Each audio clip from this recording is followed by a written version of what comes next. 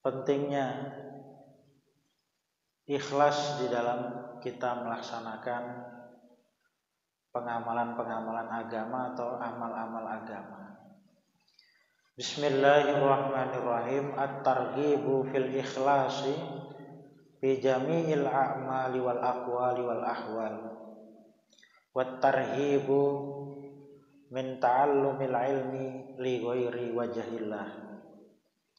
At-targhibu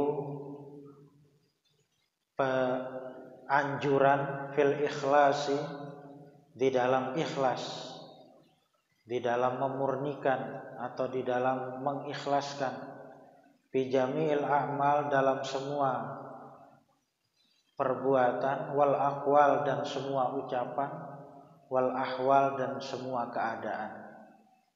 Wat tarhibu dan larangan min ta'allumil ilmi dari belajar ilmu li ghairi wajhillahi untuk selain ridho Allah Ta'ala.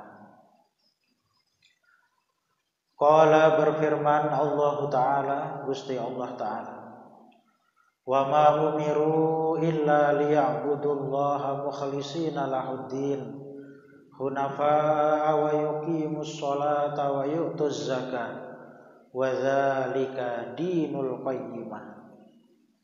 Wa ma umiru lan ora den perintah sapa si wong akeh, wa ma umiru lan ora diperintah sapa si Yahudi lan Nasara, illa liya'budu supayane kejaba supayane padha ibadah sapa si alladzina Allah ing Gusti Allah, mukhlisina halih murniake ibadah lahu marang Allah, mukhlisina halih murniake ibadah lahu marang Allah, ad-dina ing agama, hunafa hali wong kang padha condong marang kebenaran. Hanifun jamaknya hunafa, jadi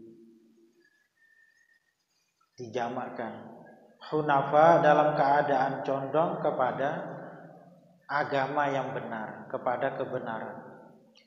Wa yuqimu lan supayane padha jumenengake sapa si wong akeh as-sholata ing salat, wa yu'tu lan padha bayar sapa si wong akeh az-zakata ing zakat. Zalika wa zalika utawi mengkono-mengkonone perintah iku dinul qayyimah, agama kang tegak, agama kang lurus.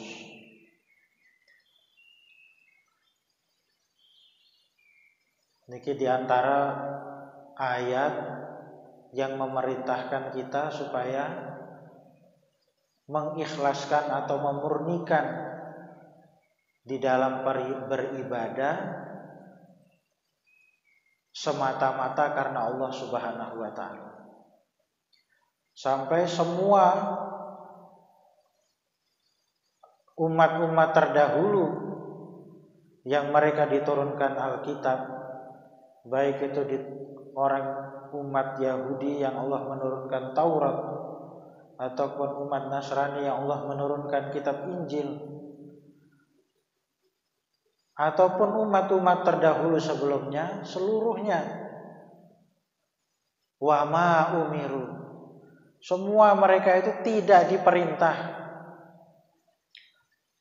Maknanya tidak ada perintah kepada mereka kecuali illa liya'budullaha mukhlishina lahuddin hunafa, kecuali supaya mereka beribadah kepada Allah dengan ikhlas dalam ibadahnya kepada Allah itu, dengan kecondongan hati kepada kebenaran. Ikhlas di dalam beribadah dengan hatinya itu condong kepada kebenaran. Dan keikhlasan itu yang menjadi dasar di dalam perintah wa yuqimus sholata wa yu'tuz zakah. Mereka diperintah menegakkan sholat mereka diperintah mengeluarkan zakat, niku dalam satu perintah yang sama, yaitu mukhlisina lahuddin, dalam keadaan memurnikan, mengikhlaskan amalnya hanya karena Allah Subhanahu wa taala. Maka keikhlasan di dalam beramal semata-mata karena Allah itu wadzalika dinul qayyimah. Itulah agama yang lurus, agama yang benar, agama yang Allah memerintahkan manusia untuk menegakkan agama itu, mengikuti agama itu. Di dalam beribadah yaitu hanya ikhlas karena Allah Subhanahu wa taala. Dan Allah memberikan contoh orang yang hanif, yang cenderung hatinya atau kecondongan hatinya kepada kebenaran, yaitu Nabi dan Rasulnya yang mulia Nabiullah Ibrahim alaihissalam. Di mana beliau Nabiullah Ibrahim ini baginda Nabi alaihissalatu wassalam, ketika ditanya oleh para sahabat, ketika beliau menerangkan bahwa di dalam sholat, di dalam tasyahud, kita sebelum salam itu supaya bersolawat kepada beliau yang mulia baginda Nabi. Maka para sahabat bertanya, ya Rasulullah, bagaimana kami bersolawat kepada engkau di dalam sholat? Maka baginda Nabi alaihi salatu wassalam, beliau mengajarkan sholawat kepada kita, cara sholawat kepada beliau yang mulia baginda Nabi, yaitu meminta rahmat yang besar kepada Allah, sebagaimana rahmat yang besar yang telah Allah karuniakan kepada nabinya yang mulia, yaitu Nabiullah Ibrahim alaihissalam. Allahumma sholli ala Muhammad wa ala ali Muhammad kama shallaita ala Ibrahim wa ala ali Ibrahim wa barik ala Muhammad wa ala ali Muhammad kama barakta ala Ibrahim wa ala ali Ibrahim fil alamina innaka Hamidum Majid. Ini yang disebut dengan sholawat Ibrahimiyah, di mana beliau mengajari kita supaya sholawat yang kita mintakan kepada Allah kepada beliau itu sebagaimana sholawat yang telah diberikan oleh Allah kepada nabinya, yaitu Nabiullah Ibrahim alaihissalam, di mana beliau ini kecenderungan hatinya kepada kebaikan. Ada orang-orang yang hatinya itu begitu baik sekali, di antaranya Nabiullah Ibrahim. Beliau ini orang yang sangat baik, sampai segala hal tidak ada di dalam keinginan, tindakan, bahkan perkataan beliau itu yang menunjukkan bahwa beliau cenderung kepada keburukan tidak ada. Selalu kecenderungan beliau, keinginan beliau, cita-cita beliau hunafa, condong kepada agama yang lurus. Dan itulah yang kita semua diperintahkan supaya seperti itu. Walaupun hati kita ini bolak-balik di dalam berbagai macam hal. Kadang kita senang, tapi berbalik lagi menjadi tidak senang. Kadang kita gembira, tahu-tahu berbalik lagi hati kita ini menjadi susah. Begitulah berbolak-balik hati manusia, dan Allah Subhanahu wa taala yang membolak-balikan hati manusia. Dalam hadis disebutkan bahwa hati manusia ini seperti di antara dua jari, dibolak-balik oleh Allah Subhanahu wa taala sekehendak Allah Subhanahu wa taala. Baru senang, nanti tahu-tahu tidak suka lagi, benci. Baru gembira, tahu-tahu berganti dengan kesedihan. Baru begini, tahu-tahu berubah lagi. Begitulah hati manusia ini berbolak-balik sebagaimana yang Allah kehendaki. Sehingga para ulama mengatakan, araftu rabbi bifazaimi qalbi. Aku mengenal Tuhanku dengan berbolak-baliknya hatiku. Jadi seharusnya kita ini lebih mengenal Allah Subhanahu wa taala dengan kita merasa bahwa hati kita ini berbolak-balik. Kadang sekarang niat baik, tahu-tahu nanti ada niat yang tidak baiknya. Tahu-tahu begini, tahu-tahu begitu, hati ini berbolak-balik. Itu menjadi tanda bahwa Allah Subhanahu wa taala adalah yang membolak-balikkan hati. Itu menjadi tanda bahwa supaya kita mengenal Allah Subhanahu wa taala. Berbolak-baliknya hati. Araftu Rabbi. Sehingga kita tahu bahwa jangankan yang lain-lain, hati kita sendiri itu tidak bisa kita kuasai. Hati kita sendiri kadang tidak bisa kita kuasai. Menunjukkan ada Allah Subhanahu wa taala yang maha kuasa, yang membolak-balikan hati. Maka Allah memerintahkan kita supaya fi jami'il a'mal, di dalam seluruh amal kita, perbuatan yang kita lakukan, wal aqwal, dan di dalam seluruh perkataan-perkataan, wal ahwal, dan dalam seluruh keadaan-keadaan, hendaknya niat kita itu adalah lillahi ta'ala, karena Allah ta'ala. Lah, beribadah karena Allah itulah Allah menegaskan wa dzalika dinul qayyim. Itulah agama yang lurus yang kita diperintah untuk berpegang teguh kepada agama.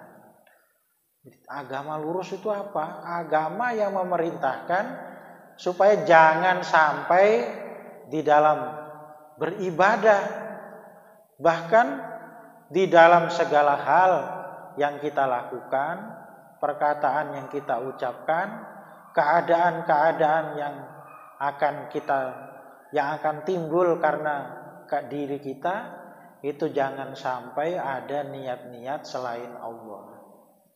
Niatnya hanya karena Allah saja, untuk mendapatkan keridhaan Allah Subhanahu wa taala. Lah, niat karena Allah itu bagaimana? Apa yang kita dapatkan?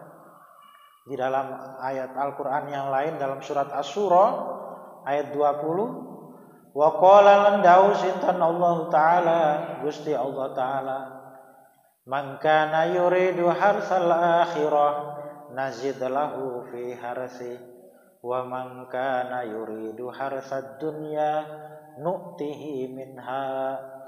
Man utawi sapane wong iku kana ana sapa siman, ana iku yuridu ngersakake sapa man harsal akhirah, ing penguripan akhirat, nazid mongko nambahi sapa ingsun lahu kanggone man bi harsihi ing dalam penguripan man. Wa man utawi sapane iku kana ana apa, kana ana sapa siman, ana iku yuridu ngersakake sapa man harsad dunya ing penguripan dunya, nu'tihi mongko maringi sapa ingsun ing man minha saking dunia.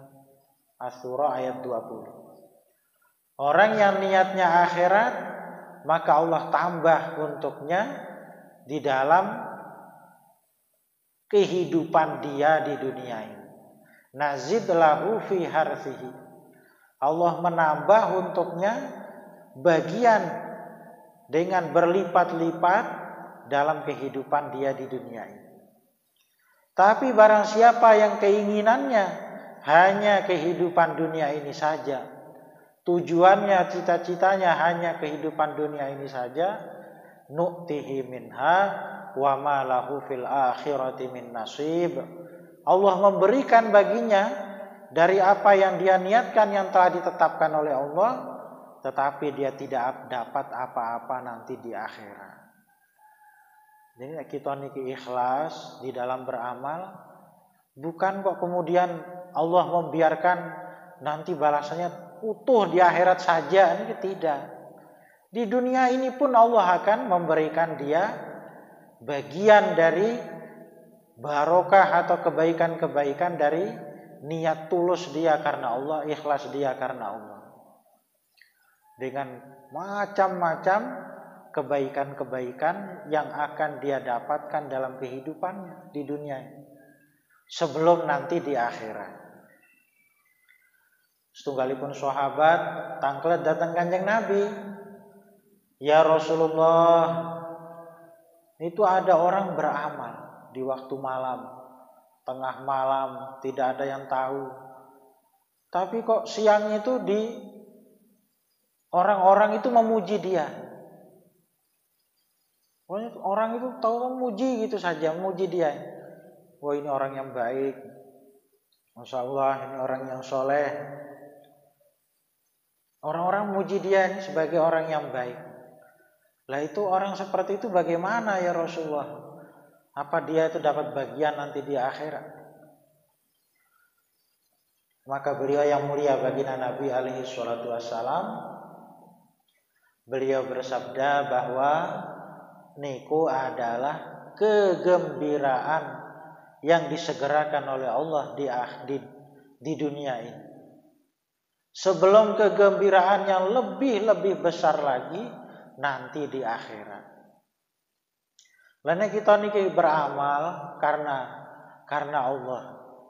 Kemudian kita mendapatkan pujian atau kita mendapatkan sanjungan atau selain itu.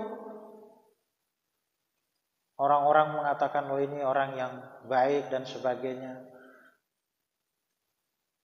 Kemudian janganlah kemudian kita menganggap, wah ini bagaimana ya? Itu tidak bagaimana-bagaimana. Niku adalah kegembiraan yang disegerakan oleh Allah di dunia, sebelum nanti kegembiraan yang lebih besar lagi di akhirat. Jadi jangan kita berhenti karena pujian manusia, ini jangan, tapi terus kita beramal dengan kita senantiasa meluruskan amal yang kita lakukan semata-mata karena Allah Subhanahu wa taala. Niki ikhlas niki adalah rahasia dari rahasia-rahasia Allah Subhanahu wa taala. Dalam hadis yang mulia baginda Nabi, beliau bersabda, al-ikhlas sirrun min asrari. Ikhlas itu rahasia dari rahasia-rahasiaku. Wonten rahasia-rahasiane yang sengaja oleh Allah dirahasiakan. Di antaranya adalah ikhlas. A'taituhu man syi'tu min ibadi. Aku berikan ikhlas itu kepada siapa saja yang Allah kehendaki dari hamba-hambanya. Aku berikan ikhlas itu kepada siapa yang aku kehendaki. Min ibadi, dari hamba-hambaku, daune Gusti Allah. Jadi ikhlas niku rahasia nih Gusti Allah. Sehingga karena rahasia tidak ada yang tahu. Bahkan saking rahasianya kita sendiri ini dari ngertos niki yang saya kerjakan, ibadah yang saya kerjakan ini ikhlas karena Allah apa tidak. Kita hanya bisa menduga-duga, insya Allah saya ikhlas. Tapi bagaimana? Apakah betul-betul ikhlas di sisi Allah pun menjadi teka-teki, menjadi rahasia. Karena memang dirahasiakan oleh Allah. Lah terus bagaimana? Kalau rahasia itu bagaimana? Maka langkah kita yang pertama niki adalah kita berdoa kepada Allah supaya kita diberi ikhlas di dalam setiap amal yang kita kerjakan. Berdoa, ya Allah, berilah saya keikhlasan di dalam ibadah, di dalam beramal, di dalam mengerjakan perintah-perintah Engkau. Berilah keikhlasan kepada saya. Kita meminta karena Allah yang memberikan ikhlas itu. A'taituhu. Allah memberikan keikhlasan itu. Maka kita minta kepada Allah supaya diberi keikhlasan. Terus yang kedua, kita senantiasa menghadirkan keikhlasan itu, niat-niat ikhlas itu di dalam setiap kita melakukan apa saja, di dalam ibadah, sholat, zakat, puasa dan sebagainya. Selalu kita hadirkan. Apa ini tujuan saya melaksanakan sholat? Maka kita tegaskan lillahi ta'ala bahwa sholat yang kita kerjakan ini adalah untuk Allah subhanahu wa ta'ala, meraih ridho Allah subhanahu wa ta'ala. Kemudian kalau tengah-tengah kita beribadah niku hati kita ini bergeser, ada niat-niat yang lain umpamanya. Tengah sholat, pertamanya sudah lillahi ta'ala, tahu-tahu ada mertua di sebelah atau di belakang. Wah, ini gak enak, ini ada mertua. Maka segera kita luruskan lagi niat dalam hati, ya ini lillahi ta'ala, ini bukan karena si A, si B, tujuan A, tujuan B, bukan, tapi satu saja tujuannya, lillahi ta'ala, ini ya Allah saya ibadah ini karena Engkau. Selalu menghadirkan niat itu di dalam setiap amal. Kemudian yang ketiga, ini kita senantiasa mengoreksi niat kita sebelum beramal dan setelah kita beramal. Sebelum beramal niat kita apa, kita luruskan. Setelah kita mengerjakan, kita teliti lagi ini apa tujuan tadi yang kita kerjakan. Kalau ada niat-niat yang lain, segera kita murnikan lagi semata-mata karena Allah SWT. Kemudian keikhlasan niku di antara tandanya niku adalah istiqomah atau rutin di dalam beramal. Sayyidina Umar Ibnul Khattab radhiyallahu ta'ala anhu, beliau mengatakan kalau ada orang yang dia ini bolak-balik ke masjid, selalu dia melaksanakan ibadah sholat dengan berjamaah, saksikanlah bahwa dia ini orang yang ikhlas, kata beliau. Lah kok bisa? Iya, karena ternyata dia ini ibadahnya itu bukan karena cuaca. Ini cuacanya panas, ini cuacanya hujan. Walaupun panas dia tetap ke masjid, hujan tetap ke masjid. Keadaan apa saja dia senantiasa menjaga ibadahnya. Lah istiqomah yang seperti itu, ini berarti dia itu melakukan ibadah karena Allah. Bahkan ada orang yang istiqomah itu malah menjadi tanda bahwa dia ibadah itu bukan untuk ini, untuk itu. Karena kalau orang ini ghairullah, tujuannya bukan untuk Allah, bukan untuk mencari ridho Allah, dia tidak akan bisa istiqomah. Karena begitu tujuannya tercapai atau tujuan yang dituju itu tidak tercapai, dia akan berhenti. Tetapi kalau dia ini karena Allah, itu terus saja. Panas ya ke masjid, hujan ya ke masjid, orang senang ya ke masjid, orang tidak senang ya ke masjid. Suasana apa saja, keadaan dia tetap berusaha untuk beribadah. Lah ini orang yang istiqomah seperti itu, berarti dia ikhlas di dalam beramal. Jadi keikhlasan ini ya kita tidak bisa mengklaim atau kita menganggap saya ini orang ikhlas. Ya belum tentu juga begitu. Mudah-mudahan ikhlas. Tapi kalau kita mengatakan saya orang ikhlas, ini menunjukkan bahwa dia belum ikhlas. Buktinya apa? Dia omongkan gitu. Katanya begitu. Karena memang ikhlas ini tidak bisa diputuskan oleh kita. Allah yang berhak, Allah yang menilai ikhlas atau tidak di dalam beramal yang kita kerjakan. Tetapi ketika kita ini istiqomah, niki menunjukkan bahwa apa yang kita kerjakan ini mulai tujuannya itu hanya kepada Allah. Sehingga dalam keadaan apa saja tetap kita kerjakan.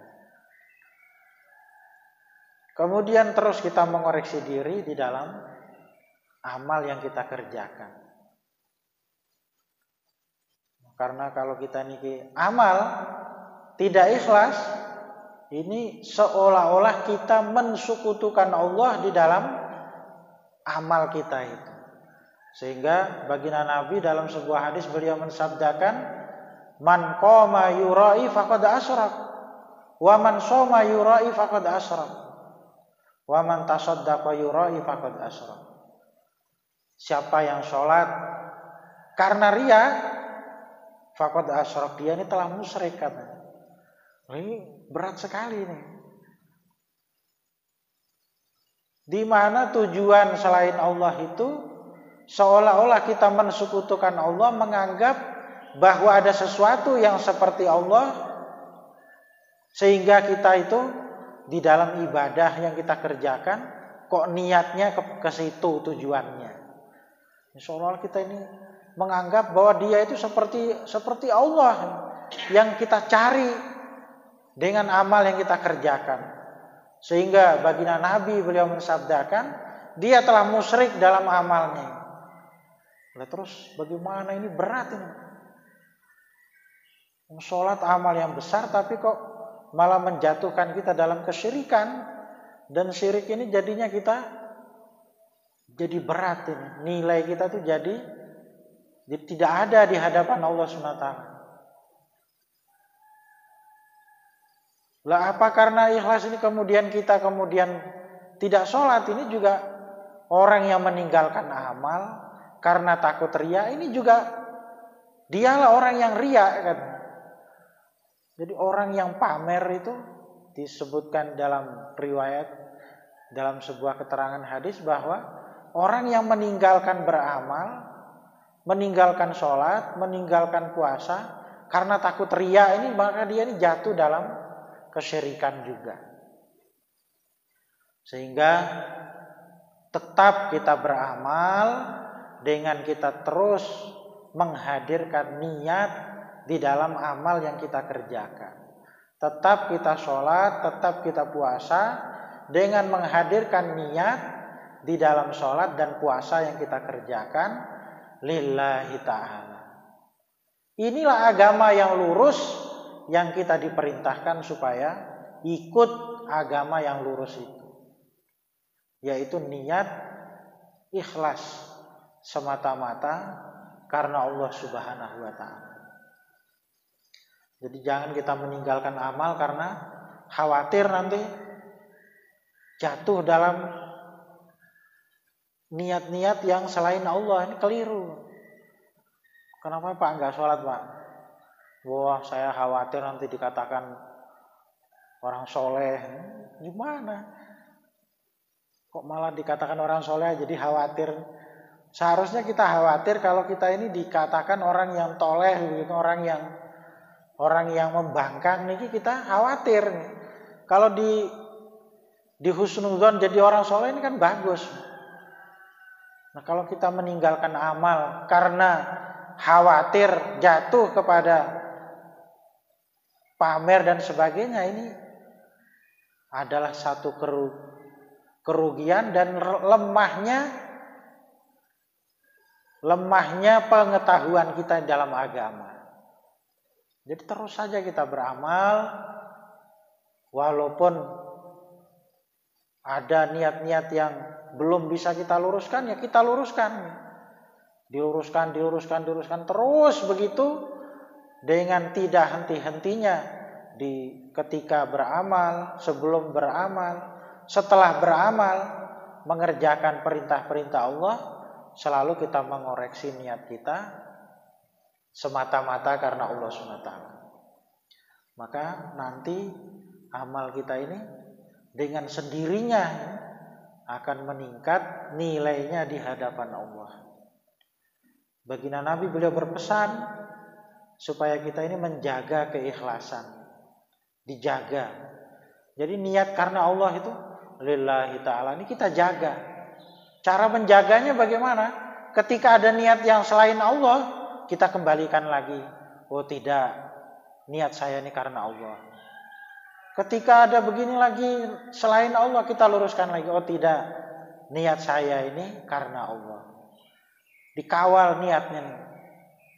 Orang yang beramal walaupun sedikit, sabda baginda Nabi, karena Allah, ikhlas karena Allah, maka Allah akan membalas dengan balasan yang besar. Ya Mu'adz, sabda beliau, jagalah keikhlasan, karena yang sedikit ikhlas karena Allah itu melipat gandakan amal, melipat gandakan nilainya amal.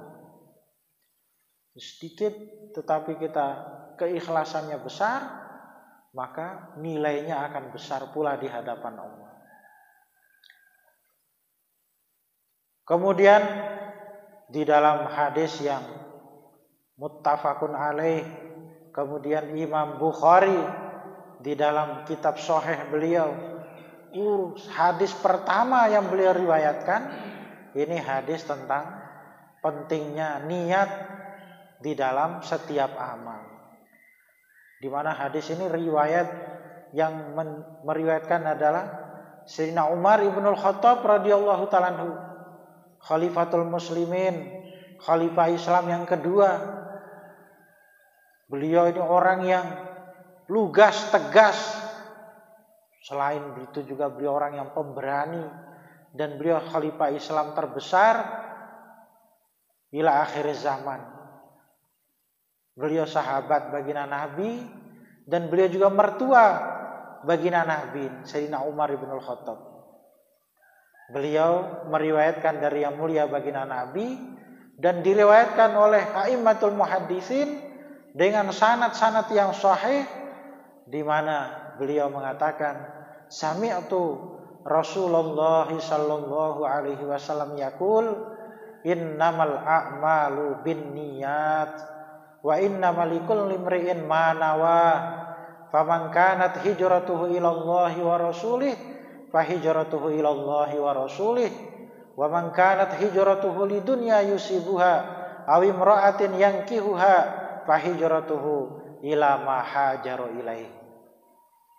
Beliau mengatakan, saya mendengar Rasulullah sallallahu alaihi wasallam beliau bersabda, hanyalah amal-amal itu menurut niatnya, dan hanyalah seseorang mendapatkan sebagaimana yang dia niatkan. Barang siapa yang hijrahnya kepada Allah dan Rasulnya, maka hijrah dia akan mendapatkan Allah dan Rasulnya. Barang siapa yang hijrahnya karena dunia yang akan dia dapatkan atau wanita yang akan dia nikahi, maka hijrahnya dia hanya dapat dunia dan wanita yang dinikahi sebagaimana yang dia niatkan untuk hijrahnya itu. Muttafaqun alaih. Hadis yang disepakati kesahihannya. Ini oleh Imam Bukhari diletakkan di pertama, nomor 1 dalam hadis beliau, riwayatnya Sayyidina Umar ibn Khattab radhiyallahu ta'ala, bahwa amal-amal itu bergantung niat, dan seseorang akan mendapatkan sebagaimana yang dia niatkan. Niatnya karena Allah, dia akan dapatkan keridhaan Allah. Siapa saja yang hijrah ini amal besar. Orang meninggalkan kampung halamannya bukan untuk mudik, bukan untuk ditinggal sementara, bukan, memang pindah, meninggalkan negeri kelahirannya pada zaman itu. Dan Mekah ini tempat yang mulia. Baginda Nabi ketika hijrah keluar dari Mekah, kemudian beliau membalikkan badan menghadap ke Mekah. Beliau mengatakan, wahai Mekah, aku mencintaimu. Bagaimana tidak, Mekah itu tempatnya para anbiya. Di situ ada Baitullah Ka'bah, menjadi kiblatnya seluruh manusia. Itu disitulah baginda Nabi lahir. Keluarga beliau, bapak beliau orang Mekah, ibu beliau juga orang Mekah. Mbah-mbah beliau tempat kelahiran beliau. Beliau mengatakan saya mencintai. Kalau bukan karena penduduknya atau masyarakat Mekah ini yang menghendaki mengusir beliau baginda Nabi, beliau tidak ingin pindah dari Mekah. Tapi karena orang-orang Mekah ini, hanya karena baginda Nabi mengajak mereka untuk beriman kepada Allah, meninggalkan keburukan-keburukan, itu beliau dimusuhi sampai terusir dari negerinya, dari kampung halamannya. Akan datang ke Madinah yang begitu jauh. Kalau sekarang perjalanan 8 jam dari darat, ditempuh oleh baginda Nabi 2 bulan lebih dalam perjalanan beliau, dalam keadaan beliau ini kesulitan dalam perjalanannya, tidak melalui jalan yang umum yang biasa dilewati, karena nanti akan disakiti, bahkan akan dibunuh oleh orang-orang Mekah. Beliau mengambil rute-rute yang sulit, melalui lembah, melalui gunung berbatu yang tidak atau yang jarang dilalui oleh manusia. Itu ditempuh oleh baginda Nabi. Hijrah ke Madinah, entah di sana itu bagaimana, belum jelasan keadaan itu akan bagaimana. Tetapi beliau berhijrah, meninggalkan semuanya. Begitu pula para sahabat, rumahnya ditinggal, kebunnya, sawahnya, bahkan yang lain-lain tinggal semua untuk berhijrah ke Madinah. Ini amal besar. Tetapi baginda Nabi mengatakan, hijrah yang besar itu amalnya kalau karena Allah dan Rasulnya, dia dapat Allah dan Rasulnya. Kalau untuk dunia, yang akan dia dapatkan, dia dapat dunia yang akan dia dapatkan. Inilah pentingnya amal itu kita niatkan semata-mata karena Allah Subhanahu wa taala. Para bapak lan para ibu, hadirin wal hadirat yang dirahmati Allah Subhanahu wa taala, niki bagaimana pentingnya kita ikhlas di dalam beramal. Rupanya ikhlas itu bagaimana hakikatnya? Ini menjadi rahasia dari rahasia Allah.